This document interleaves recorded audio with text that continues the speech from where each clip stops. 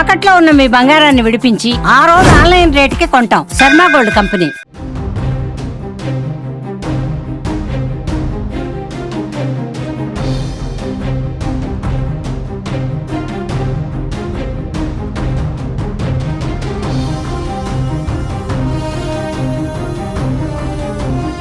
Welcome to Suman TV. నేను Kiran. కర్నూలులోని bits కాలేజీలో ECE చదువుతున్న థర్డ్ ఇయర్ వెన్నెల బెంగళూరుకి ప్రాక్టికల్స్ నిమిత్తం అయితే పంపడం జరిగింది. బిట్స్ కాలేజ్ యాజమాన్యం అయితే అక్కడ వెన్నెల ప్రాక్టికల్స్ పోయిన వెంటనే అక్కడ కోర్సు వేరే కోర్సు ప్రాక్టికల్ చేపడంతో 3,000 అయితే కట్ అయిపోయినాయి. అంతకు అది ఎలా జరిగింది సంఘటన అనేది తెలుసుకునే ప్రయత్నం చేద్దాం. మనతో పాటు ఎవరైతే ఈసీఈ థర్డ్ ఇయర్ చదువుతున్న వెన్నెల మనతో ఉన్నారు. చెప్పండి అమ్మా, 3,000 కట్ అయిపోయినాయి ప్రాక్టికల్స్ అంటూ బెంగళూరు పోయినారు, ఇతర రాష్ట్ర కర్ణాటక. ఏం జరిగింది అక్కడ పోయినాం సార్. పోయిన తర్వాత అంటే టూ షిఫ్ట్ ఉంటాయి సార్.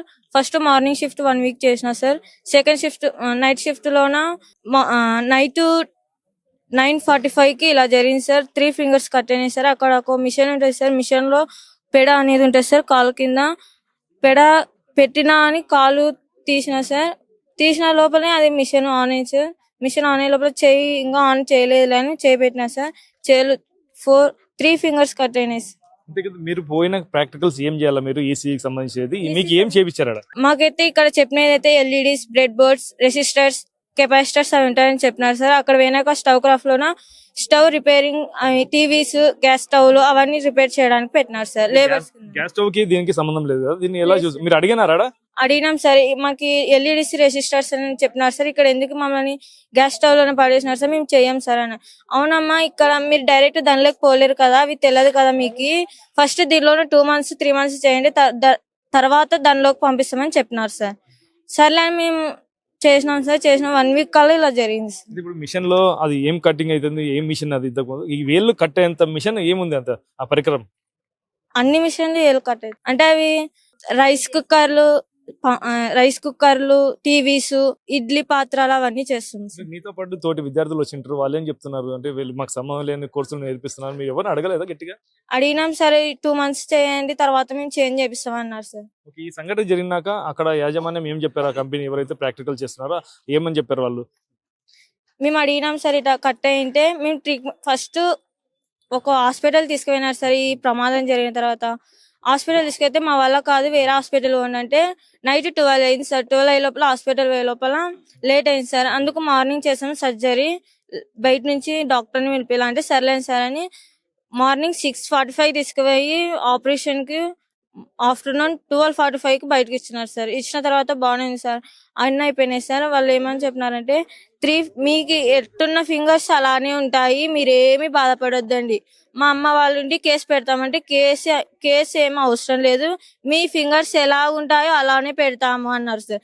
అయినా మన డాడీ వాళ్ళు ఆడికి ఊకనే అయినారు సార్. అయిన తర్వాత 2 days తర్వాత డ్రెస్సింగ్ చేయడానికి తొలగవుతారు సార్. డ్రెస్సింగ్ చేసిన తర్వాత ఒక ఫింగర్ బ్లాక్ అయింది సార్. అంటే 1 side బ్లడ్ ఆడుతుంది, 1 side బ్లడ్ ఆడడం లేదని చెప్పినారు సార్.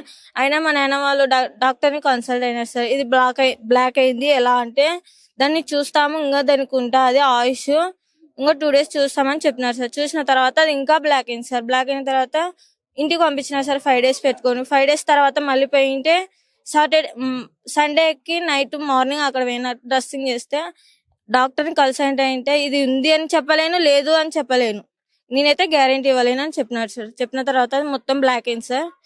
ఎన్ని ఫింగర్స్ పనిచేస్తున్నాయి? 3లో ఏదైతే బాగుంది? ఇవి 2 fingers కట్ అయినాయి సార్. ఏంటికి పనికిరాదు సార్. దీని కూడా ప్లాస్టిక్ సర్జరీ చేస్తామన్నారు సార్. ఇంకా ఇది కూడా ఇట్టనే ఉంది సార్. ఇంకా ఇట్లా రాకుంది సార్, ములుచుకోవడానికి రాకుంది సార్. ఇప్పుడైతే ఇది మొత్తం తీసేసినారు సార్. నేను రాయడానికి కూడా ఈ 3,000తోనే రాస్తా సార్. అదే వాళ్ళ తల్లిగా ఉన్నారు వెన్నెల, వాళ్ళ తల్లి వాళ్ళని అడిగి తెలుసుకున్నాం. చెప్పండి మీ అమ్మకి ఏం జరిగింది, ఇప్పుడు ఏం న్యాయం కోరుకుంటున్నారు మీరు? మా పాపకి అక్కడ ట్రైనింగ్ తీసుకున్నాక ఏళ్ళు కట్ అయినాయి సార్. వాళ్ళు అప్పుడు మేము కేసు పెడతామంటే మేము న్యాయం చేస్తాము, మీరు కేసు గీసు వద్దని చెప్పినారు సార్. ఇప్పుడు అడిగితే వాళ్ళు మాకు సంబంధం లేదు, మీరు ఏం చేసుకుంటారో చేసుకోండి, మా వద్ద లాయర్ నోటీస్ కూడా ఉంది అని అంటున్నారు సార్. మరి మా పాపకి న్యాయం జరగాల సార్. మేము అక్కడ అడిగితే వాళ్ళు మీరు ఏమైనా చేసుకోండి, మీకు ఖర్చు పెట్టిన కాడికి మీ పాపకి ట్రీట్మెంట్ చేసిన కాడికి సంబంధం లేదమ్మా అంటున్నారు వాళ్ళ కంపెనీ వాళ్ళు. ఇక్కడికి వస్తే వీళ్ళు ఫోన్ చేయడం లేదు, రెస్పాన్స్ ఇవ్వడం లేదు. 3 నెలలైనా ఏ సార్ ఫోన్ చేసి లేడు మా పాపకి. బెంగళూరులో ఉన్నప్పుడు బిట్స్ కాలేజీ వాళ్ళని అడిగారా? అప్పుడు ఫోన్ లో సంప్రదించారా? ఏమని చెప్పారు వాళ్ళు? వాళ్ళు లేదు సార్, వీళ్ళు ఫోన్ చేయలేదు, మేము చెప్పలేదు సార్. అక్కడికి అనంతపురం సార్ వీళ్ళని తీసుకుపోయినా ట్రైనింగ్ కి. ఆ సార్ వీళ్ళతో ఫోన్ లో మాట్లాడుతున్నాడు. ఆ సార్ మాట్లాడినది మాకు మళ్ళా రిటర్న్ చెప్తున్నాడు. అంటే ఇప్పుడు మీరు వచ్చారు కదా కర్నూలు బిట్స్ కాలేజీకి, వీరు ఏం చెప్తున్నారు ప్రిన్సిపల్ వాళ్ళు? ప్రిన్సిపాల్ వాళ్ళు ఏమంటున్నారు, మీ పాప చనిపోయిందా, మీ పాపకి ఏళ్ళు మేము నరికినామా, మీరు ఎందుకు అట్లా చేస్తున్నారు అంటున్నాడు. మీ పాపని ట్రైనింగ్ కి తీసుకుపోయినారు కాబట్టి మాకు ఏం సంబంధం లేదు, మీరు ఏం చేస్తారో చేయండి, కేసు పెట్టుకోపోండి అంటున్నాడు ప్రిన్సిపాల్ సారు. నా వద్ద లాయర్ నోటీస్ ఉంది, తీసుకోండి అని ఇస్తున్నాడు ఆయన. మీరేమో మళ్ళీ ఏమైనా పోలీస్ స్టేషన్ కి వెళ్ళి కేసు పెట్టడం జరిగింది? ఏం చేయలేదు సార్, మేమైతే కేసు పెట్టలేదు, ఎక్కడికి పోలేదు. మేము అక్కడ నుండి బెంగళూరు హాస్పిటల్ కా నుంచి ఇక్కడికే వచ్చినాం. మేమైతే ఎక్కడ కేసు పెట్టలేదు, ఏం పెట్టలేదు. ఈ పాప అవి రిపోర్ట్లు మటుకు అక్కడ బెంగళూరులోనే పోలీస్ స్టేషన్ లోనే ఉన్నాయి సార్. మాకైతే ఇవ్వలేదు వాళ్ళు. ఒక చిన్న టాబ్లెట్ తెచ్చిన రసీదు కూడా ఇస్తలేరు. వాళ్ళే పెట్టుకుంటున్నారు. 8 లక్షలైంది, 10 లక్షలైంది ఖర్చు అని చెప్తున్నారు, కానీ మాకు చూపించడం లేదు. చూపియకుండా తెచ్చి ఇక్కడ కాలేజీలో ఇచ్చినాడు ఆ సారు. లాస్ట్ కి చివరిగా ఏం న్యాయం కోరుకుంటున్నారు? కాలేజీ మీద ఏమైనా యాక్షన్ తీసుకోవాలనుకుంటున్నారా? కాలేజీ మీద యాక్షన్ తీసుకోవాలా. మా పాపకి జరిగినట్ల ఏ పిల్లలకి జరిగినా వాళ్ళు స్పందించాలా సార్. వాళ్ళు ఇట్లా రాంగ్ మాట్లాడకూడదు. వాళ్ళ పాప అయినోట మా పాప అయినోట. మీ పాప చనిపోయిందంటే మా పాప చనిపోతే ఎవరిని అడుగుతాం? మీ కాలేజీ వాళ్ళే కదా. మేము లక్షలు ఫీజు కట్టి ఇక్కడ వదిలిపోయినాం కదా, నీకు రెస్పాన్స్ లేదా ఆ పాపని ఏమైందని?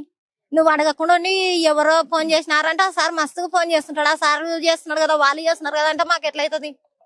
మేము వస్తామని ఫోన్ చేస్తే మేము వస్తామే నెల అని ఫోన్ చేసినావు. నువ్వు నెల అయింది ఫోన్ చేసి వచ్చినావా ఊరికి?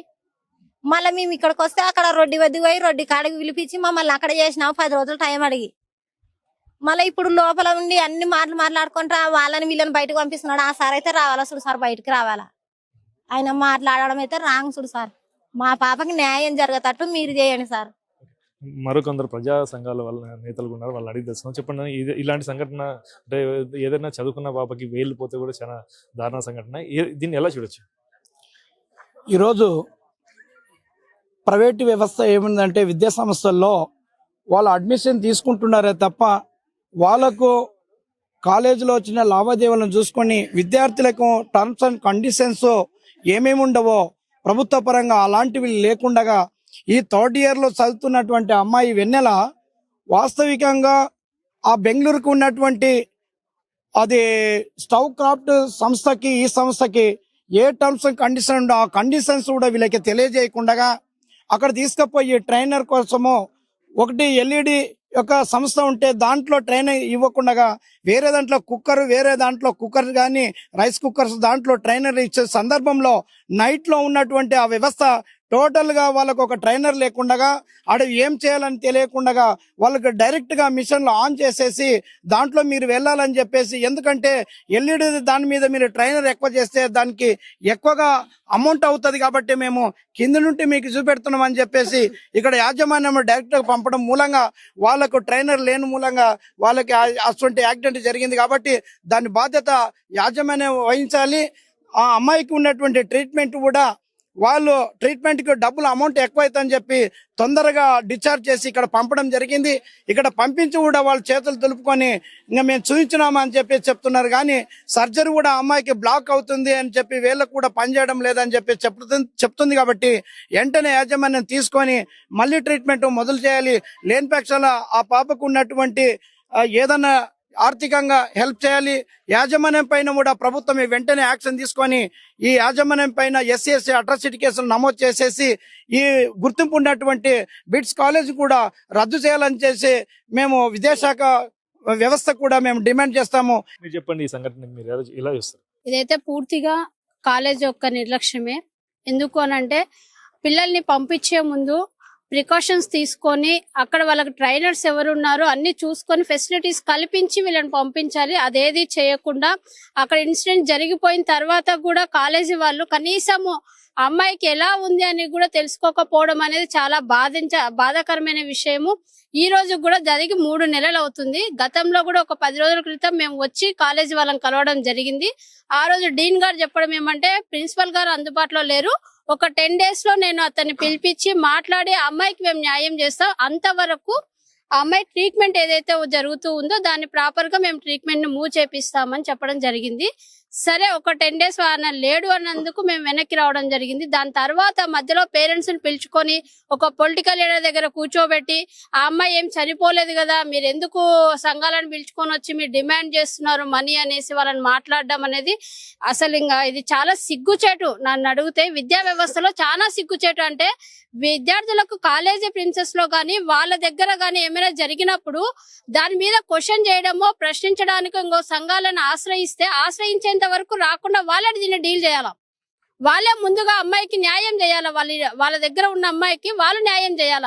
ఫీజులు కట్టుకోవడానికి ఫీజుని వసూలు చేయించుకోవడానికి అయితే 100 సార్లు పేరెంట్స్ కు ఫోన్లు చేస్తారు, మాట్లాడతారు. కానీ ఇన్సిడెంట్ జరిగిన తర్వాత ఆ అమ్మాయి యోగక్షేమాలు కూడా వీళ్ళు పట్టించుకోకపోగా మీ అమ్మాయి చనిపోయిందా అని అడుగుతున్నారంటే వీళ్ళ దగ్గరికి పిల్లల్ని పంపించేది పిల్లల్ని చంపుకోవడానికి అని మేము అడుగుతా ఉన్నాం. ఈ రోజు ప్రధాన డిమాండ్ ఏం చెప్తారు? ఫస్ట్ ఆఫ్ ఆల్ ఆ అమ్మాయికి న్యాయం చేయాలి. లేని పక్షంలో ఈ కాలేజ్ గుర్తింపు రద్దు చేసి యాజమాన్యం పైన అలాగే ఏదైతే వీళ్ళు ఇంటర్న్షిప్ కు పంపించారో ఆ కంపెనీ పైన క్రిమినల్ కేసులు నమోదు చేయాలి.